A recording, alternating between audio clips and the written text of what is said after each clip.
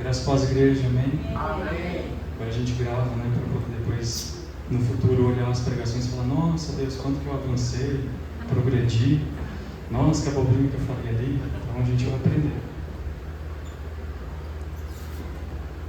Mas sabe que ao decorrer dos anos eu tenho feito alguns amigos em diferentes localidades, né?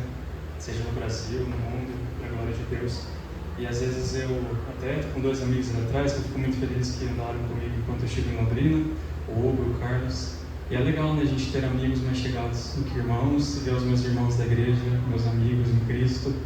E estava só dizendo isso porque às vezes as pessoas falam: ah, manda um link para mim, eu quero assistir, eu quero ver. Então, saibam que a live da igreja, o que vocês têm transmitido, tem chegado a muitas pessoas, e muitas pessoas têm sido abençoadas. Eu tenho certeza disso.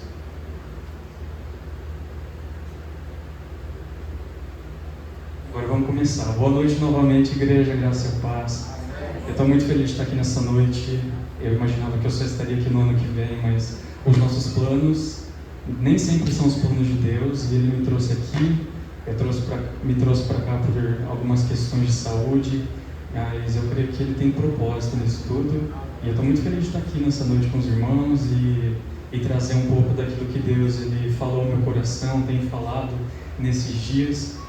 E a mensagem que o Senhor estava queimando no meu coração desde domingo, e é engraçado que domingo o Senhor começou a ministrar algo no meu coração. Eu falei: nossa, Deus. O pastor Maurício um dia falou para mim: André, o dia que você vier para Londrina, já prepara a sua pregação, que eu vou te convidar para pregar. E eu já mandei mensagem para ele, falei: pastor, a pregação está pronta, estou chegando em Londrina hoje. Aí eu falei: que vergonha, eu me convidando para pregar, né, me oferecendo para pregar. Mas faz parte da caminhada com Cristo, e isso é resposta de oração de coisas que eu mesmo orei lá atrás, né, falando: Senhor, me leva a pregar, me leva. E às vezes a gente chama os amigos para vir para a igreja e você fala: nossa, mas por que eu estou chamando amigos crentes? Eu já conheço a palavra, mas a palavra de Deus fala que ela nunca volta vazia, não é mesmo? E da mesma forma que Deus ele vai ministrar no coração de vocês que já são, como dizem em inglês, believers, né, pessoas que já são cristãs, eu tenho certeza que é a mesma palavra que vai abençoar qualquer outra pessoa. Até fiz um convite para algumas pessoas essa semana, mas eles falaram: ah, não vou não. Mas Deus sabe, um dia Ele pega eles na curva. Feche seus olhos, eu quero começar um momento de oração.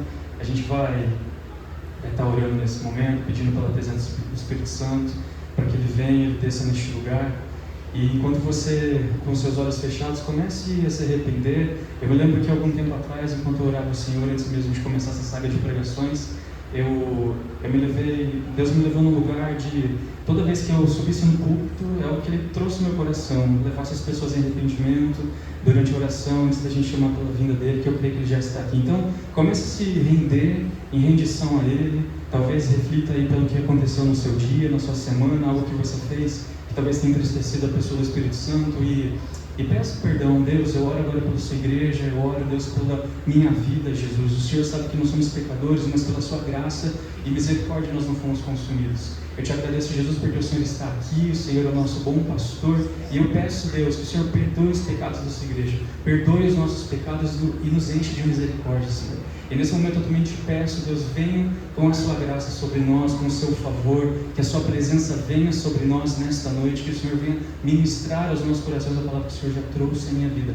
Em nome de Jesus eu te peço, e o Senhor é bem-vindo neste lugar. Em nome de Jesus, amém. Amém? Glória a Deus.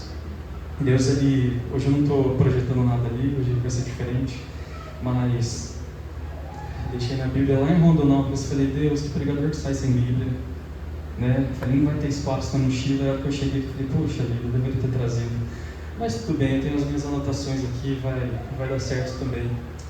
Eu queria começar hoje fazendo uma pergunta para vocês: quantos aqui têm passado por alguma pressão na vida?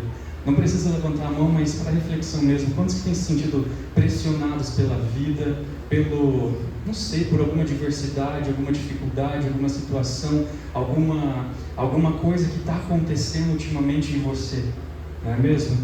Hoje eu queria falar sobre a pressão, algo que eu tenho vivido com muita constância na minha vida nessas últimas semanas, algo que Deus tem falado e ministrado no meu coração. E, irmãos, ao contrário daquilo que a gente pensa, que a pressão é um problema, é uma coisa negativa, a pressão, para quem não entende, que a pressão ela é um problema para quem não entende que a pressão pode se tornar um presente de Deus nas nossas vidas. Ela é um final de uma história para quem não entende que a pressão é só mesmo uma vírgula para o Senhor escrever o próximo capítulo das nossas vidas, da nossa história, um novo parágrafo em nós.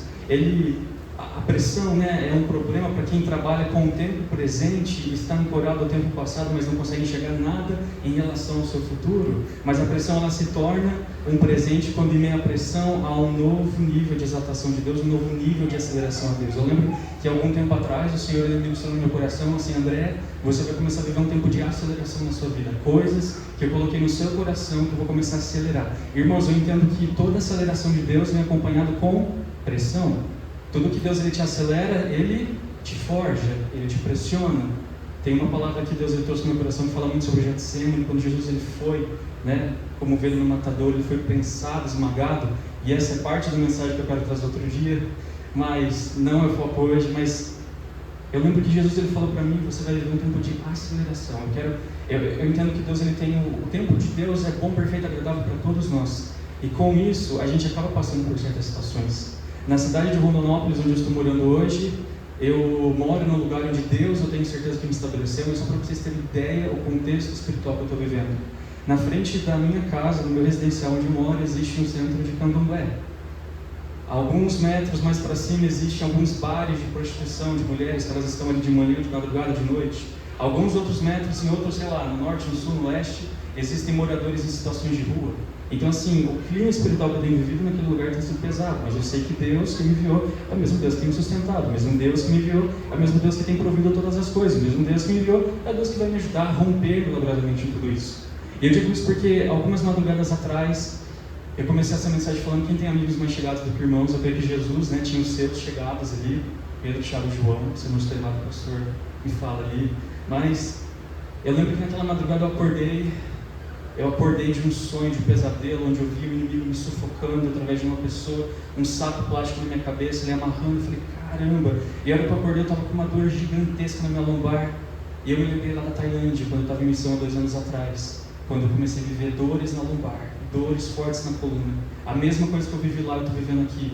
E eu comecei a ver o tempo de aceleração, o tempo de Deus na minha vida, que Ele tem feito. E por que eu estou dizendo tudo isso? Porque todos nós temos circunstâncias desafiadoras nas nossas vidas, coisas que nos deixam, às vezes, com um impasse, e que nós nos refletimos: Senhor, por que eu estou aqui? Por que o André está morando naquele lugar que tem um lugar assim de umbanda na frente, candomblé, não sei? E naquela mesma madrugada eu lembro que eu ouvia muitos batuques, o pessoal lá fazendo aquilo. Eu falo: cara, nós que somos cristãos, às vezes a gente olha os bancos vazios da igreja, a gente vê tão poucos ou tão muitos bancos vazios, e a gente pensa: poxa, o pessoal lá que adora outros deuses, eles estão em peso naqueles lugares, enquanto a gente tem o privilégio de adorar o Senhor com as portas abertas ainda da igreja. É um privilégio para a gente. Deus me deu a oportunidade de estar na Janela 1040, que é a Tailândia, né, que é um país lá onde acompanha de outros países que eles são oprimidos pelo regime militar, regime, né, do governo, que até o momento a Tailândia não é, mas muitos países ali eles pegam os pastores e, enfim, levam eles como prisioneiros, os matam,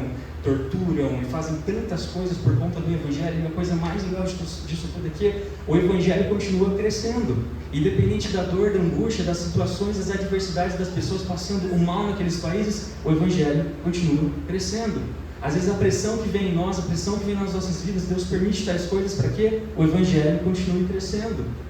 Às vezes a gente quer viver tanta coisa, tanta graça de Deus, mas a gente não quer ser moldado. Nós não queremos ser igual Jeremias 18, que vai contar a história do oleiro, onde Deus ele fala, ele manda Jeremias lá, estava passando toda uma situação naquela época, e o Senhor, com toda a graça, olha para Jeremias e fala: Jeremias, vai lá na casa do oleiro, vai lá que eu vou te ensinar uma história, eu preciso falar algo para você.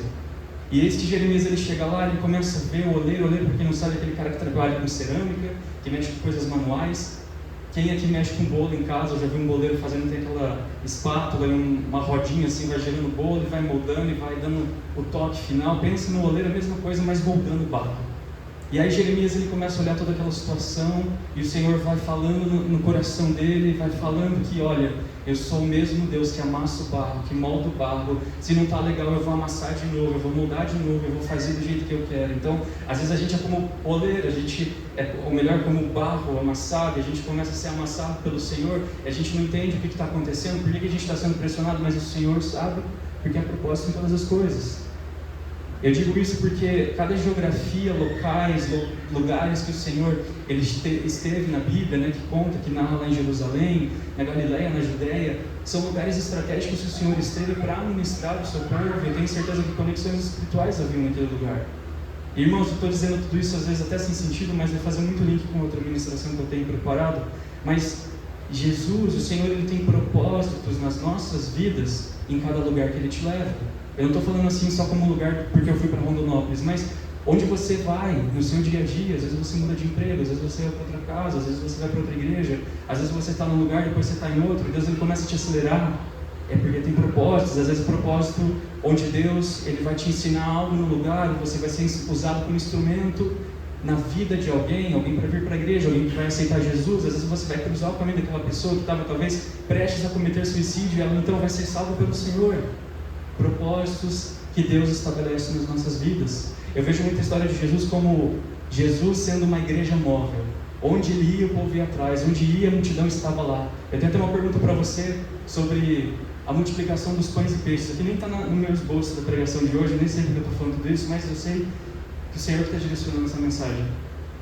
Quando a multiplicação dos pães e peixes aconteceu, isso aconteceu onde? No deserto ou na cidade? Foi na cidade, né, pastor? Não, foi no deserto. Foi no deserto. Agora você me pergunta, mas por que não foi na cidade? Tinha tudo ali à disposição, padaria, mercado, não sei os nomes da época. Irmãos, é porque é no deserto que Deus vai mostrar que o impossível é a especialidade dele. Não tinha recurso nenhum, não tinha de onde tirar, sei lá, um peixe, um pão, mas o Senhor mostrou a sua provisão. E Ele fez, independente da pressão que o povo estava causando nele naquele dia. Tem dois fundamentos que eu quero dizer nessa noite. E o primeiro deles, sobre a pressão, é... Antes disso, pensa comigo, vamos dar exemplo. Eu gosto de estar falando para o Hugo ali atrás. Eu sou um cara que fala, a minha pregação é muito temática, fala de coisas, trago para a realidade. Eu não sou igual ao pastor, que é uma coisa mais positiva. Mas vamos pensar num cara que se prepara para uma corrida de 10 km. É muito chão, hein? Aí essa pessoa ela se prepara meses e meses de preparo, e quando chega no dia da corrida, ela tem um mal-estar. Aí quando ela está lá na largada, ela tem uma dor de barriga. Ela tem uma dor de cabeça, ela tem uma crise de pânico, ela tem alguma coisa que desestabiliza a pessoa. Irmãos, o mundo ele não tem culpa se você se preparou por anos e daí no dia X você não conseguiu performar do jeito que você gostaria. E é por isso que faz parte da jornada, esses imprevistos das nossas vidas. Então, imagina a pressão, eu dei esse exemplo da corrida, porque imagina a pressão de você estar sendo entrevistado por uma entrevista de emprego, ou você está num lugar novo, né, numa vizinhança nova, você está conhecendo novas pessoas, você está tentando ter filhos e não tem, e quando você tem, você, sei lá, o seu filho é diagnosticado com alguma coisa no ventre da mãe, pressão que todos temos. E ainda assim a gente tem que saber que a pressão é um privilégio nas nossas vidas. A pressão ela existe em todo tempo, em toda área, em qualquer circunstância. E a gente tem que escolher a nossa pressão. Eu já vivi pressões onde eu tinha que pagar o cartão de crédito no dia seguinte, não tinha dinheiro, mas o Senhor proveu. Eu já vivi pressões onde eu precisava levantar da cama, não conseguia, mas o Senhor me levantou.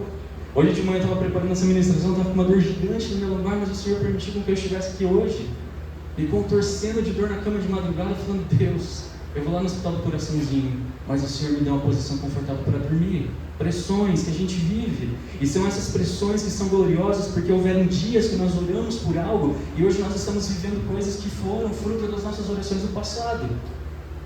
Lugares onde nós não estivemos antes, mas o Senhor hoje tem dado acesso a nós. Então a pressão, irmãos, que eu quero dizer nessa noite, que pressão é um privilégio, porque se você está num lugar onde poucos estão vivendo, aquilo que poucos vivem, você pode entender que você foi separado por esse tempo. Igual a Rainha Esther que foi adornada para esse tempo. Então, só tem talvez uma crise na empresa quem é empresário. Só tem uma crise na família quem tem família. Só tem uma crise no relacionamento quem tem um relacionamento. Só tem crise na saúde quem é vivo, quem tem uma vida. Então eu quero que você entenda nessa noite que a pressão, ela é um privilégio nas nossas vidas. E a segunda coisa que eu quero dizer para vocês é que se você não tem apresentado para a pessoa certa a sua pressão, ou seja, o nosso Deus, você vai adoecer. Você vai entrar num período de doença, de adoecer na sua vida. Irmãos, a pressão existe, ela é um privilégio, como eu já disse, mas se você canalizar esses sentimentos, você vai adoecer. Se você começar o mês de dezembro, por exemplo, ou às vezes a gente faz aquelas resoluções de ano novo, né? A gente fala assim, 2026 eu vou perder peso, eu não vou brigar mais com alguém, eu vou fazer isso, vou fazer aquilo, às vezes a gente nem faz. Mas se a gente pensar assim, se eu começar o meu ano de 2026 ou o mês de dezembro com remorso do ano passado, de crises passadas, a gente vai adoecer. Agora, se você quer começar um novo tempo, mas você ainda carrega crises antigas, você vai adoecer. Ou seja, André, o que eu preciso fazer para liberar esse destino através dessa pressão toda? Você tem que usar, meu irmão, toda a crise para que você se torne um testemunho. Você tem que pegar toda essa pressão para que você torne algo como um combustível para a sua vida. Você tem que listar aquilo que está opondo você para que você lembre depois quem se opôs. Tem até 3 coisas que eu quero falar aqui, mas antes eu quero perguntar para você, quais têm sido os seus limites nessa noite? Quem que estabeleceu esses limites no seu coração? Se não foi Deus que estabeleceu esses limites, por que você ainda tem pensado nessas coisas?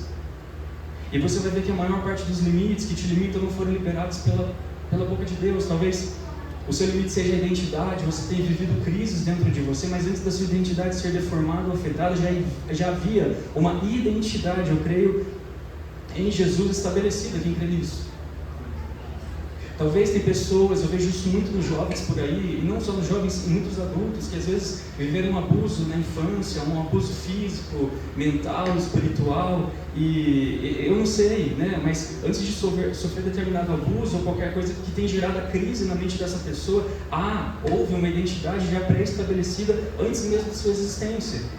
Deus, Ele te chama de quem você é antes mesmo de você se tornar. Ele te chama pelo nome antes mesmo de você existir. Quem crê nisso?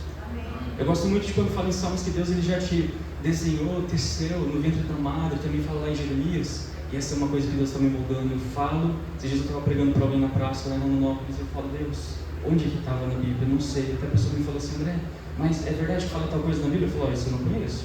Não, eu fui pesquisar, não tinha. Mas irmãos, talvez a sua crise, o que te limita, seja o lugar onde você nasceu. Mas nós temos que lembrar que Jesus, o autor e consumador da nossa fé, nasceu num lugar simples. Ele foi sepultado num lugar emprestado, ele não veio pronto, ele aprendeu a engatinhar, ele aprendeu a andar, ele ia como de costume no templo, ele aprendeu sobre a teologia, mesmo sendo o verbo, mesmo sendo a palavra, ele ouvia a palavra pela palavra e ele viveu processos. Se Jesus viveu o processo, quem somos nós para viver ou não viver processo também? Jesus, mesmo sendo Filho de Deus, ele teve alguém que o antecedeu para preparar um caminho para si. E é por isso que nós não conseguimos romper sem nós vivermos os preparos de Deus nas nossas vidas. Todo preparo é acompanhado de pressão. Todo preparo é acompanhado de alguma coisa que vai nos desafiar, mas a palavra de Deus também diz que Deus não nos dá provação maior do que nós não possamos suportar. Não é sobre o lugar que você nasceu, não é sobre a sua família, a família que você teve. Isso realmente afeta nas nossas vidas, os psicólogos falam, mas isso não vai definir o final da sua história. Eu tenho certeza que quando muitos de nós temos histórias de como nós viemos para Jesus, certo? Eu tenho certeza que hoje você pode dizer que sua vida lá atrás, antes de Jesus, era uma e hoje a sua vida era outra. E eu tenho certeza que aquilo que te afetou no passado não tem definido quem você será no seu futuro, porque Jesus, Ele muda, Ele transforma. Talvez o teu pai ele não foi um pai presente na sua infância, a tua mãe, mas você já parou para se pensar se você já virou pai hoje? Será que eu tenho sido bom pai para os meus filhos? Será que eu tenho sido aquilo que eu não fui, aquilo que eu falava tanto para as pessoas? Mas meu pai foi aquilo. Irmãos, para de se lamentar. Tenta somente viver algo novo com o Senhor. Ele vai fazer, Ele vai cumprir o desejo do seu coração, segundo a vontade dEle. Irmãos, é uma pressão. A gente está num lugar que Deus Ele nos chamou para estarmos. Eu digo isso num lugar de... Eu me lembro que há uns 10 anos atrás, Deus me chamou para pregar, eu ainda morava lá em Rolândia, na Assembleia de Deus, eu visitava, frequentava que a igreja do meu pastor, meu tio, né, que o pastor pastoreava. Ele falava, André, você vai pregar? Eu falei, eu? Você vai pregar. Eu falei, como? Não sei pregar, não sei falar, não tenho vergonha, tenho medo. E Deus me levantou, Deus me usou, Deus falou. Eu me lembro que eu pegava sermões prontos no Google, na época não existia inteligência artificial, e eu pegava e falava, hoje eu vou falar disso. Eu lia tudo, tremendo na base e falava, Senhor, o que eu estou fazendo aqui? Às vezes eu chegava lá me sentindo a última bolacha do pacote, nem a última, menos última ali. O que eu estou fazendo aqui? Mas o Senhor nos prepara. E o mesmo Deus que nos chama, Ele envia. O mesmo Deus que nos prepara, Ele envia. O mesmo Deus que nos chama, Ele sustenta as nossas vidas. E eu fico falando esse exemplo porque hoje eu estou aqui, 10 anos depois, eu estou pregando e ainda estou tendo dificuldade. Estar aqui em cima não é fácil, né, pastor? Às vezes a gente pensa, Senhor, quando o pastor me chamou para pregar a primeira vez, eu falei, cara, como que eu vou ficar ali em cima falando 20 minutos para alguém? É tão fácil, irmãos, a gente estar sentado aí onde você está e ficar olhando alguém pregar. Nossa, mas que bonita essas palavras. Nossa, mas que legal. Vem aqui em cima também, meu irmão. Eu tenho certeza que Deus vai te usar. E você vai ser desafiado muito. E a gente vai vencer em nome de Jesus. Irmãos, a cada tempo é uma pressão diferente, mas somos os trabalhadores da última hora, quem crê? Nós estamos próximos do último sopro de Deus até que Ele venha. E é por isso que eu falo, que pressão maravilhosa ter preparado essa mensagem com toda a dor na lombar que eu tive essa semana. Que pressão maravilhosa ser caluniado no Instagram de que eu vivi algo, ou que eu não vivi algo. Que pressão maravilhosa ouvir de pessoas dizendo assim, você não está preparado para morar sozinho. Que pressão maravilhosa ter viajado 1.100 km de moto para cumprir o propósito de Deus na minha vida. Irmãos, nem tudo é sobre o que as pessoas vão pensar, o que elas vão dizer, o que elas vão falar. Mas eu preciso agradar as pessoas. Não, você tem que agradar a Deus e ponto. É Ele que te sustenta, Ele que te chama, Ele que te envia a Ele. É sobre Ele.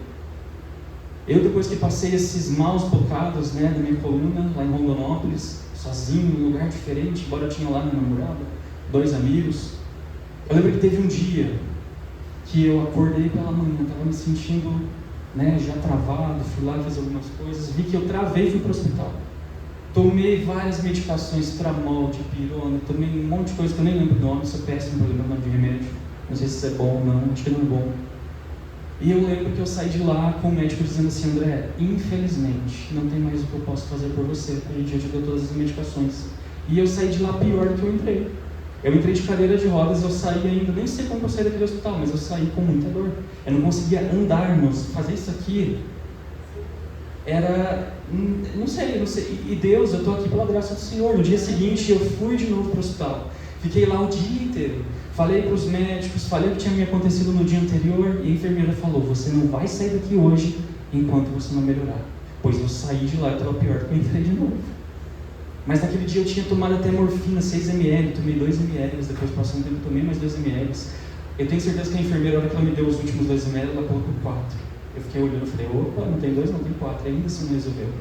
Mas eu lembro que naquele dia, ia ter um culto, era uma segunda-feira, eu falei assim, Senhor, eu quero muito nesse culto, porque eu tenho certeza que assim como aquela mulher, o fluxo de sangue, ela só tocou nas suas vestes, eu vou ser curado também, eu vou voltar a andar. Pois eu saí do hospital, aí um amigo meu que estava lá comigo, inclusive ele chegou na minha casa desse jeito. Ele estava passando na rua, ele falou assim, André, não era nem para eu passar nessa rua. Se Deus não me levasse para essa rua, eu não teria testemunho. Ele chegou lá, ele viu a ambulância, ele subiu e falou, o que está acontecendo? E ele foi meu pai, amigo, pastor, irmão, pelo dia todo que Deus colocou na minha vida. Por isso que eu falo que quando Deus nos envia para um lugar, mesmo que não é sua casa, Ele vai te enviar pessoas que vão caminhar com você. O meu Deus estava do meu lado e Ele me supriu. E eu me lembro que quando eu falei para ele me perguntou, você quer mesmo ir para o culto? Eu arrumo uma cadeira de roda para você. Eu falei, eu quero. Aí foi lá, conversei com Deus do mundo, o pastor arrumou uma cadeira de rodas, a cadeira de rodas estava com a roda murcha, nem estava funcionando direito, mas eu fui. Eu falei, eu vim aqui, eu quero meu Deus, porque irmãos, quando a gente está determinado a alguma coisa, não tem montanha que nos paralisa. E eu tenho certeza que aquela mulher de fluxo de sangue, o dia que ela queria tanto a cura dela, ela foi. Ela falou, não importa que vai ter multidão, não importa que Jesus é a igreja móvel, vai ter muita gente lá, eu vou. E foi o que eu fiz. Eu lembro que eles entraram com o carro dentro da igreja, na porta da igreja, passar esse portão aqui, eu com toda a dor, gente, para levantar, para sentar, daí sabe disso. Era péssimo. Dor que eu não sei explicar. É que eu não sou mulher para falar que é pior que dor de parto, eu nunca vou ter essa experiência, graças a Deus. Mas é uma dor insuportável. Eu já estou terminando a mensagem, eu prometo. Mas eu lembro que eu cheguei, sentei na cadeira de roda, que eu entrei na igreja e comecei a chorar. Falei, oh Deus, eu estou chorando. A minha mãe fala que quando eu era criança eu era chorão, e realmente eu sou chorão, mas eu choro muito na presença de Deus. E com isso, eu lembro que eu estava sentindo uma glória tão grande naquele lugar, eu falava, Deus, eu estou no lugar onde o Senhor quer que eu esteja. Eu até mandei mensagem para minha namorada, para minha mãe, falando, mãe, será que eu estou sendo muito negligente de ir na igreja com dor? É óbvio que ela não deu a resposta sincera dela. Minha namorada deu dela. Mas ela falou, André, você tem certeza que você vai de cadeira de rodas? Lá tinha câmera, tinha um monte de coisa que, enfim. Eu fui, a hora que chegou o momento do apelo, eu lembro do pastor Maurício, vamos pro momento de apelo, porque é benção, como que pode um Deus bom entregar coisas más pra gente no momento de apelo? E eu fui, eu falei pro irmão que estava do meu lado, você me leva lá, você quer ir lá? Eu quero. Ele começou a atropelar todo mundo, eu falei, calma irmão, calma, vamos. Cheguei lá na frente. E a hora que eu chego, o pastor que estava pregando, um pastor famoso, eu, Senhor, estou lascado agora, não sei se essa câmera me pega, mas eu não pensei isso na hora. Mas eu lembro que eu só ouço esse pastor de com o olho fechado, sentindo a presença de Deus, já chorando, falou: Senhor, eu estou aqui, vim no poço, igual aquela mulher, né, samaritana, que foi ao encontro de Jesus foi ao encontro dela. E eu lembro que a hora que eu cheguei ali na frente, eu ouço o pastor falar para o rapaz que me levou: ele anda? Aí ele falou: sim, ele anda, que ele está com uma lombar travada. E aí, conversando nos bastidores com esse pastor, ele falou assim: quando eu olhei para esse jovem, o Espírito Santo me falou: pega na mão dele que ele vai andar. Irmãos, a hora que eu estava com o olho fechado, eu ouço ele falar alguma coisa, e ele estende, pega a mão, pega na minha mão. Naquela hora eu já comecei a chorar, falei, e comecei a sentir a presença de Deus. Eu falei: eu sei que o Senhor me trouxe aqui para me levantar de novo. O André que chegou ali não conseguia sentar naquela cadeira, levantar da cadeira. Eu falei: ai Deus, ou agora eu passo vergonha ou eu ando, porque levantar é difícil. E eu levantei para a glória de Deus. A igreja foi loucura, ninguém sabia se eu era paralítico ou se eu realmente andava. E aí daqui a pouco ele me chama lá no altar e fala: André, você vai orar, eu não sei o que o Espírito Santo vai fazer, mas você vai orar por esse povo. Irmãos, eu estava de chinelo, eu não consegui colocar o tênis, eu não consegui me vestir direito, eu estava debilitadíssimo. Como eu ainda estou, eu não consigo fazer alguns movimentos. Mas, irmãos, eu saí de lá curado. Curado do quê? Do andar. Até algumas pessoas me falaram. E eu estou reconhecido em Rondonópolis agora. Eu vou numa loja: você que é o cara da cadeira de rodas? Eu sou. Aí eu vou lá, eu tenho que contar a história, porque as pessoas às vezes me falam coisas negativas. Aí eu fui na igreja esses dias: você é o cara da cadeira de rodas? Eu falei: sou eu. O vídeo deu quase 400 mil visualizações e aquilo me pegou muito no espiritual, porque o inimigo já começou a usar daquilo, né? Porque tiveram pessoas nos comentários que começaram a falar muita coisa negativa: mas o rapaz já andava. Eu falei: quer saber, eu não vou nem olhar. O que eu vivi com Deus é real. Eu sei do que eu preciso carregar, não tenho que dar justificativa para ninguém. Tirei até a collab entre o nome do perfil do cara lá famoso e o meu, né, que ele é pastor da Lagoinha lá em não sei onde. Irmãos, eu só sei que esse vídeo viralizou de um jeito, do marketing tão negativo, que as pessoas acharam que era paralítico e voltei a andar. Só que quem realmente sabe, os meus irmãos em Cristo, e as pessoas que entenderem Deus, o que eu vivi realmente, sabem que eu vivi puro, então o que eu vivi foi real. Irmãos, Hebreus 10:39 vai dizer: nós, porém, não somos dos que retrocedem e são destruídos, mas os que creem e são salvos. Isaías 40:22-23, ele se assenta no seu trono acima da cúpula da terra, cujos habitantes são pequenos como gafanhotos. Ele estende os céus como um forro e os arma como uma tenda para neles habitar. Ele aniquila os príncipes e reduz a nada os juízes deste mundo. Irmãos, tem batalhas que olhamos da terra e achamos invencíveis, homens poderosos, fortes demais, presidentes imbatíveis ou montanhas altas demais. O que parece impossível para a gente, basta uma palavra do Senhor e o fogo, ou a espada não difere. A maioria das vezes que nós ficamos angustiados é que nós estamos olhando demais para os nossos problemas e menos para as nossas promessas. Irmãos, se nós olharmos para os nossos gigantes, tropeçaremos, mas se nós olharmos para o nosso Deus, os nossos gigantes é quem tropeçarão. Amém? Você crê nisso? Quero te convidar para ficar em pé. A gente vai ter um momento breve de oração antes de passar para a Cleusa para ela orar. E eu quero que você, nesta noite, você curva a sua cabeça e comece a apresentar diante do Senhor qual tem sido a sua pressão, qual tem sido a problemática da sua vida, qual tem sido o momento que tem tirado você do sério, ou que tem te desafiado, tem levado você para um lugar que nem você sabe o que você está fazendo ali ainda.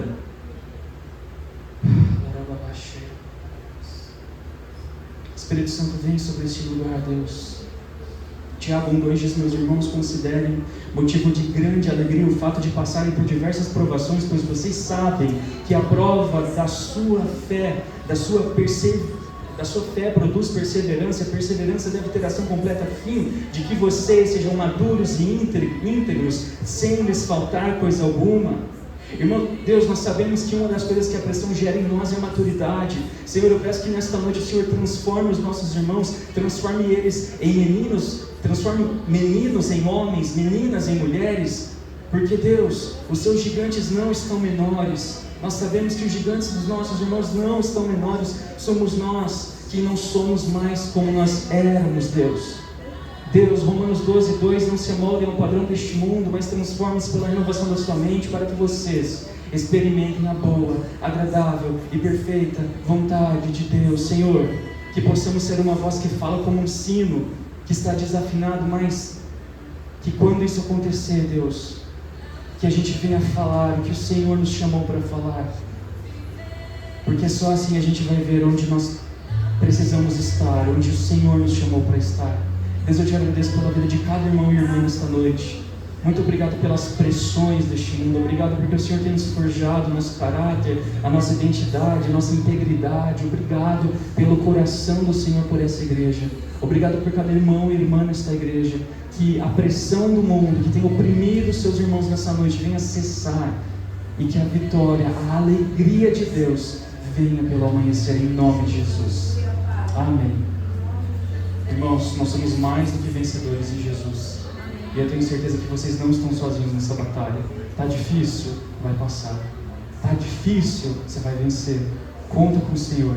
Conta com seus irmãos em Cristo. Porque são nessas horas que a gente pode ter alguém para nos chamar, para nos socorrer.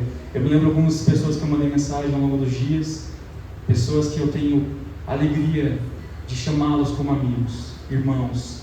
Tenham essas pessoas para interceder por vocês. Eu tenho certeza que a sua vida não vai ser mais em isso. Amém? Valeu, pastor, de novo. E Deus abençoe. Amém, glória a Deus. Bênção, né? André vai estar pregando domingo também na igreja. Enquanto está aí, nós vamos usar ele um monte.